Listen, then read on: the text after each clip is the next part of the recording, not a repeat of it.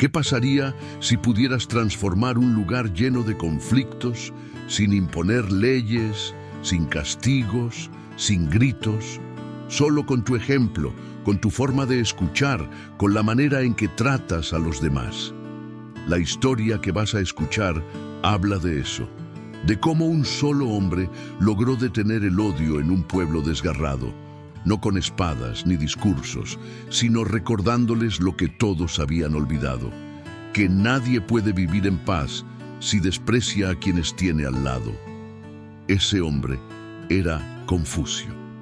Y aunque hoy su nombre suene distante, frío, casi de mármol, lo cierto es que caminó senderos polvorientos, habló con campesinos, lloró con madres y creyó que la verdadera grandeza de un pueblo no está en sus murallas, sino en la forma en que su gente se trata entre sí. Quédate hasta el final, porque esta historia podría ayudarte a mirar de otra forma tus propias relaciones, a transformar tus vínculos sin gritar más fuerte, sino aprendiendo a escuchar con el corazón. Y si disfrutas de estas historias que siembran paz en medio del ruido, suscríbete y acompáñanos.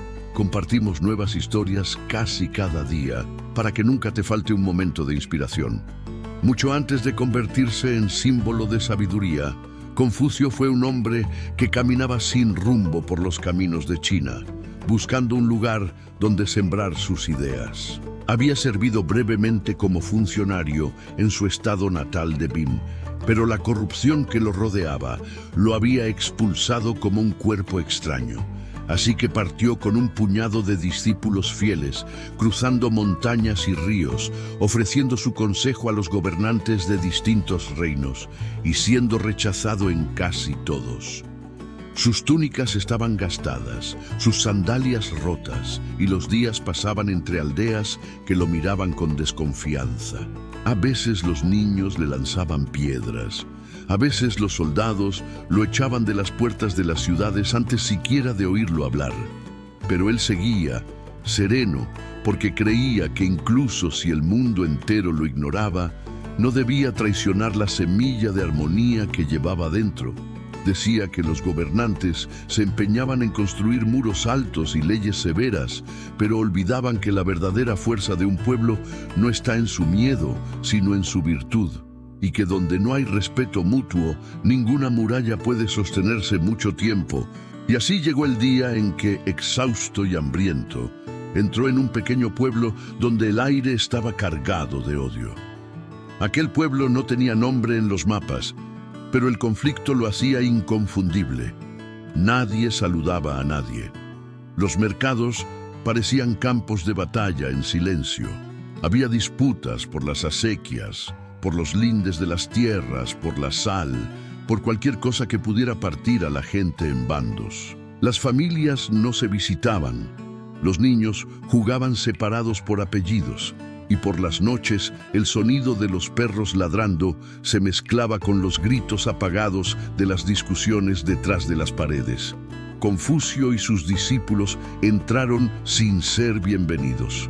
Nadie les ofreció agua ni refugio, nadie preguntó quiénes eran, pero él, en vez de ofenderse, sonrió como quien se encuentra con un viejo conocido y comenzó a caminar lentamente por las calles, observando, escuchando sin interrumpir, sin señalar culpables. Durante días no habló de leyes, ni de castigos, ni de reorganizar el gobierno del pueblo. Solo se acercaba a los campesinos mientras araba el campo, a los artesanos mientras tallaban la madera, a las mujeres que recogían agua en cántaros de barro. Les preguntaba por sus hijos, por sus padres, por los inviernos que habían pasado. No hablaba de filosofía, hablaba de sus vidas y, sobre todo, escuchaba. Una tarde, mientras el sol teñía de naranja los tejados, un niño comenzó a seguirlo.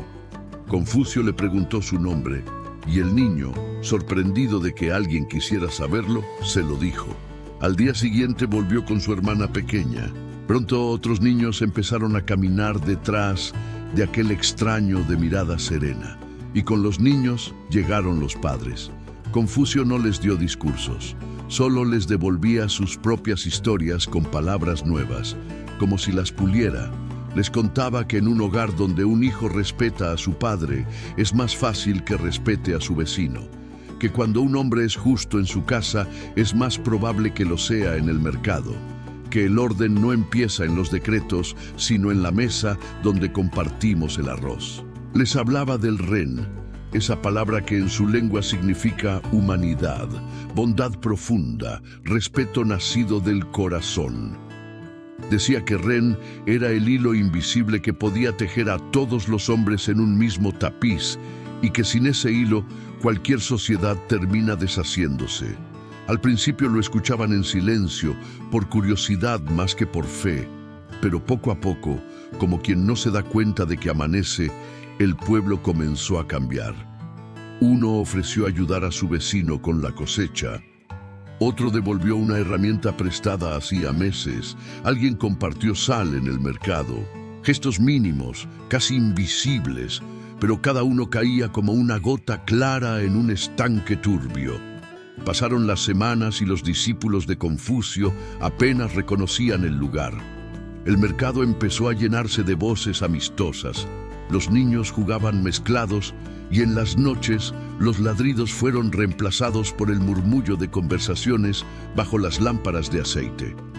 No hubo leyes nuevas, ni castigos ejemplares, ni grandes asambleas. Solo un hombre caminando entre ellos con paciencia, recordándoles que la grandeza no está en dominar a otros, sino en tratar a cada persona como si fuera única e irrepetible. Cuando Confucio partió, no dejó estelas ni inscripciones, solo un pueblo que ya no necesitaba guardias para estar en paz. Y mientras se alejaba por el camino, sus discípulos le preguntaron cómo había logrado lo que ningún gobernante consiguió. Él sonrió, mirando el horizonte, y respondió: donde hay respeto, la armonía nace sola.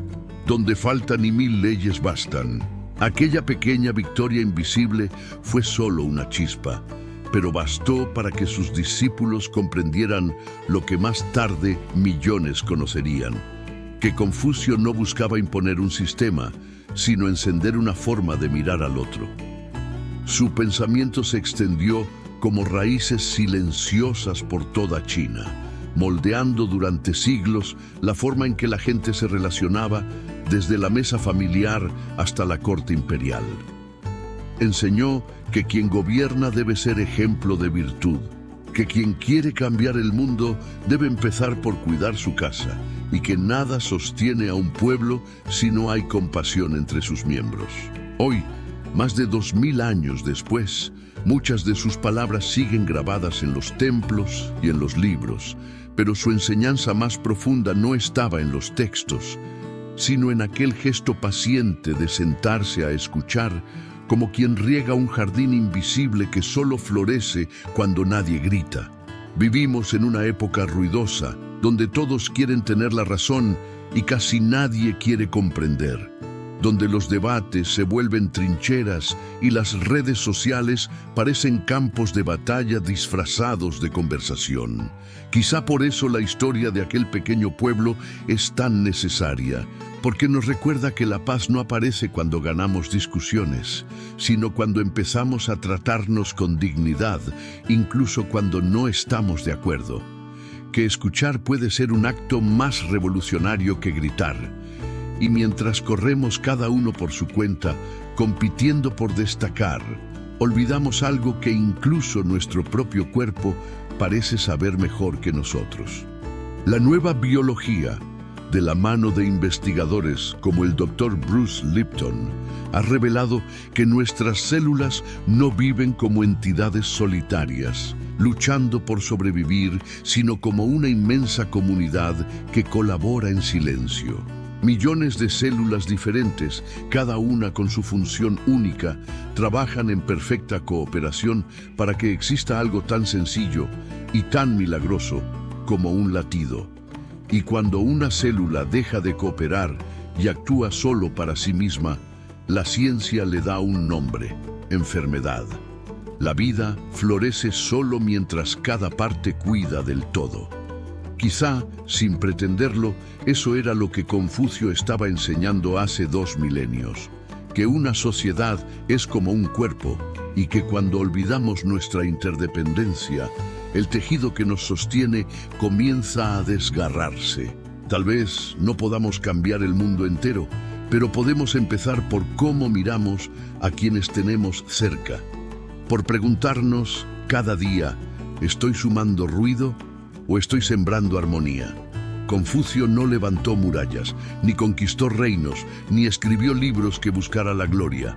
Solo pasó por los pueblos dejando un rumor de calma, como la brisa que pasa y parece no dejar nada, pero cuando se va, notas que todo está más claro. Y ahora quiero preguntarte a ti, ¿de qué forma podrías sembrar armonía en tu mundo pequeño, en tu casa, en tu calle, en tu círculo? ¿Qué pasaría si hoy decides escuchar antes de responder? Cuéntamelo en los comentarios. Tus palabras pueden inspirar a alguien más a bajar la voz y abrir el corazón. Si esta historia resonó contigo, suscríbete y acompáñanos. Compartimos nuevas historias permanentemente, relatos que nos recuerdan que a veces la revolución más grande empieza con el gesto más suave, tratar al otro como quisiéramos ser tratados.